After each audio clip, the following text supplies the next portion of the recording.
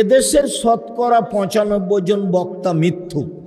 আমি বলিনি ইনি মিথ্যুক, আপনি তদন্ত করেন।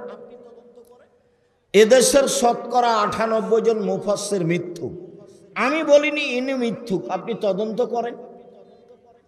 এদেশের মাটিতে প্রায় ৩ লক্ষ জাল জয়ীফ হাদিস আছে, আমার বাসায় আছে প্রায় ১০,০০০ মানুষের বানানো হাদিস।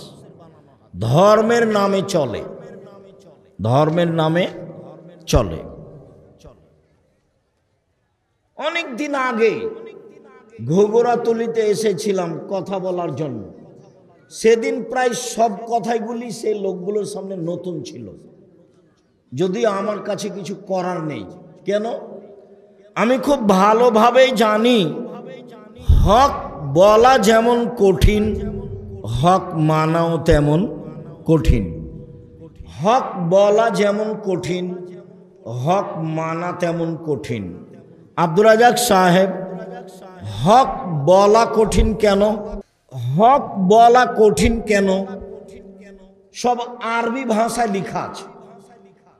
মিথ্যা হাদিসগুলি কোন ভাষায় লেখা আছে? আরবি ভাষায় লেখা আছে।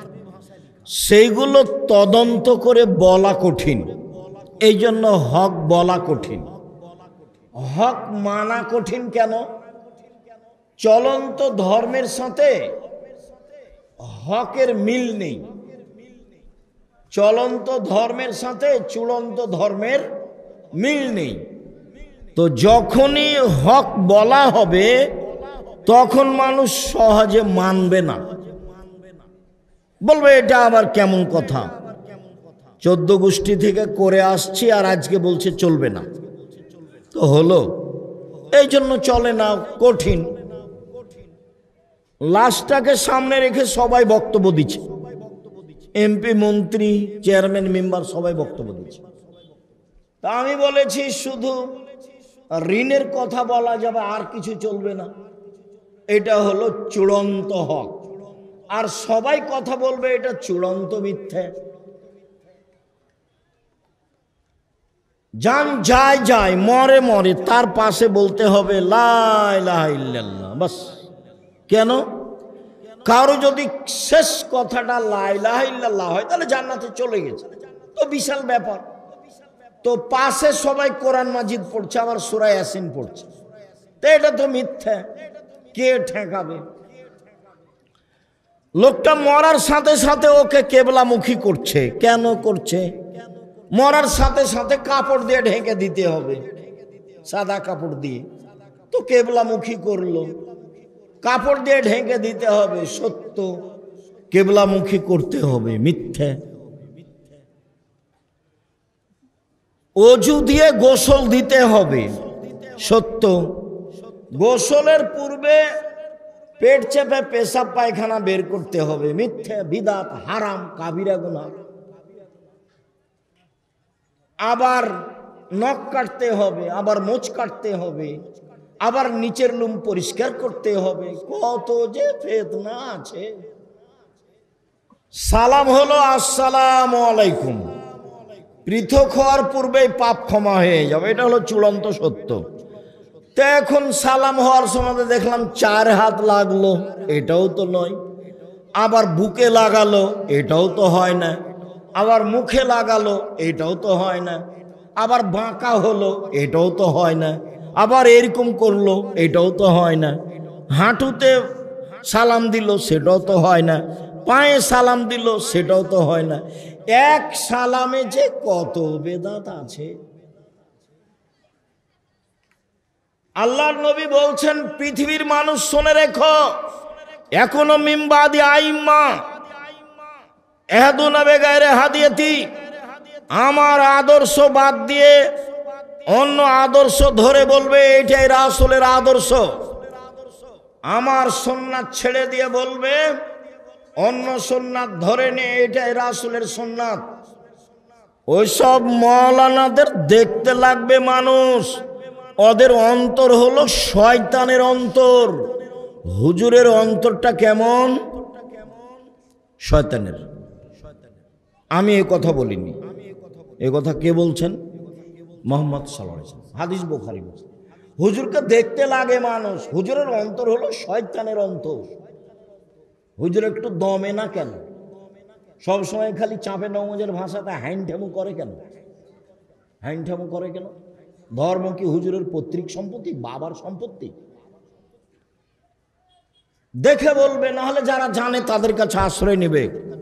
শুনুন, জাতির যদি রাস্তাঘাট করে দিতে না পারি, জাতির যদি স্কুল কলেজ করে দিতে না পারি, জাতিকে চূড়ান্ত সঠিক ধর্ম দিতে পারবো ইনশাআল্লাহ। ধর্মের ব্যাপারে জাতিকে ফাঁকি দিয়ে পরকাল হারাতে রাজি নই। আছি মুখে, আছি মিডিয়ায়, আছি কলমে, আছি শিক্ষা প্রতিষ্ঠানে। জামিয়া সালাফিয়া বাংলাদেশের সবচেয়ে বড় প্রতিষ্ঠান আয়তনে, সবচেয়ে বড় প্রতিষ্ঠান শিক্ষক সংখ্যায়, সবচেয়ে বড় প্রতিষ্ঠান ছাত্র সংখ্যায়। শিক্ষক প্রায় 300 জন দেশ বিদেশের, সৌদি আরব, ইন্ডিয়া, বাংলাদেশ। ছাত্র প্রায় 5000-এর বেশি। আয়তন দিনাজপুরেরটা 20 বিঘার বেশি। মান ওয়ালাদালাহু আলাদুন, কারো যদি ছেলে মেয়ে জন্ম নেয়, ফালিহিসান ইসমাহু, সুন্দর একটা নাম রাখতে হবে। হয় গুণবাচক আর না হয় নবীদের নাম, ইব্রাহিম, ঈসা, মোসা, জাকারিয়া, এগুলো। আর না হলে গুণবাচক, আব্দুল্লাহ, আব্দুর রহমান, আব্দুর রহিম, আব্দুল সত্তার, আব্দুর রাজ্জাক, আব্দুল জব্বার। ওগুলো কি নাম রেখেছেন? নামটা শুনতে ঘৃণা লাগে। আবার ছেলে বলছে লম্বা করে, আবার বাপে বলছে যে ভালো নামটা বলো আব্বু, ভালো নামটা বলো। কত নিম্ন শ্রেণীর বাপ আর কত নিম্ন শ্রেণীর মা। ওরা ভালো নামটা বলে ডাকে না। এ বাপই নয়, এই ছেলে তুমি ওকে চাচা বলে ডাকিও।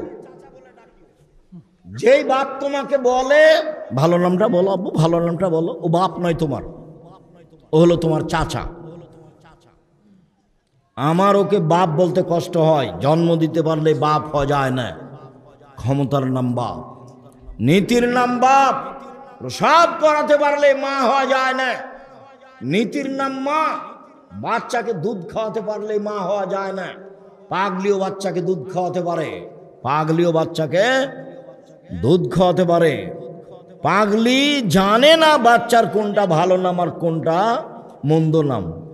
নাম আপনি দুটা রাখলেন কোন শরমে? রাখলেন কেন? কেন আপনি রাখলেন? বাস একটা সুন্দর নাম রাখবেন ছোট করে, লম্বা 3 লাইন ধরে নাম রাখলেন।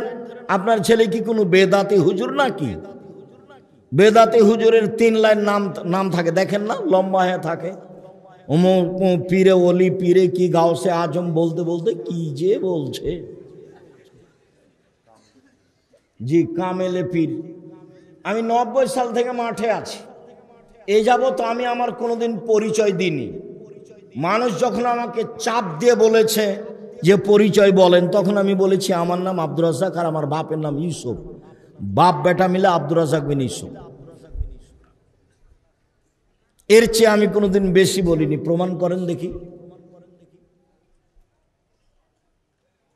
সম্মানিত দিনী ভাই বোন, সুন্দর নাম রাখতে হবে, বাপের জিম্মেদারি। ভালো মানুষ, পরহেজগার মানুষকে দিয়ে তাহানিক করে নিয়ে আসতে হবে। তাহানিক কি? খেজুর ভালো করে চাবিয়ে জিবা থেকে একটু ওই লালা সহ বের করে বাচ্চার জিবার মাঝামাঝিতে দিয়ে দিতে হবে, দিয়ে মাথায় হাত দিয়ে দোয়া পড়ে দিতে হবে। এর নাম তাহানিক। 7ম দিনে আকিকা দিতে হবে, বাপের জিম্মেদারি।